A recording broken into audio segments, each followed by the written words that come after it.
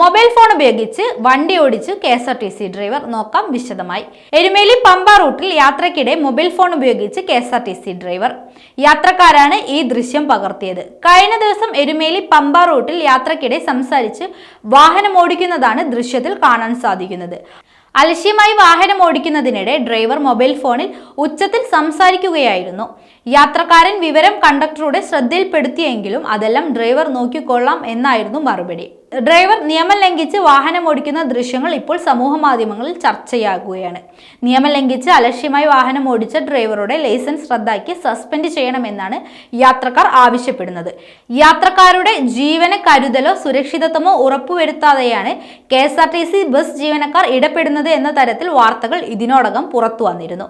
ഇതിനിടയിലാണ് പുതിയ സംഭവം റിപ്പോർട്ട് ചെയ്യുന്നത്. മാത്രമല്ല KSRTC കണ്ടക്ടർ ഉൾപ്പെടെ ഡ്രൈവർ വരെ യാത്രക്കാരോട് മര്യാദ വിട്ട് ഇടപെടുന്നതായി പരാതികൾ ഇതിനോടകം തന്നെ ഉയർന്നു വരുന്നുണ്ട്. ടിക്കറ്റിന് പണം നൽകിയാൽ ബാക്കി തുക നൽകാതെ യാത്രക്കാരോട് തട്ടിക്കയറുന്ന മട്ടിൽ കണ്ടക്ടർമാർ ഇടപെടുന്നതായും യാത്രക്കാർ പരാതിപ്പെട്ടിരുന്നു.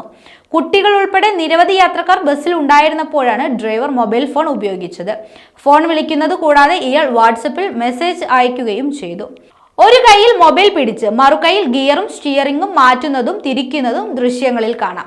മോട്ടോർ വാഹന വകുപ്പ് ഇയാൾക്കെതിരെ നടപടിയെടുക്കണമെന്നാണ് യാത്രക്കാരുടെ ആവശ്യം.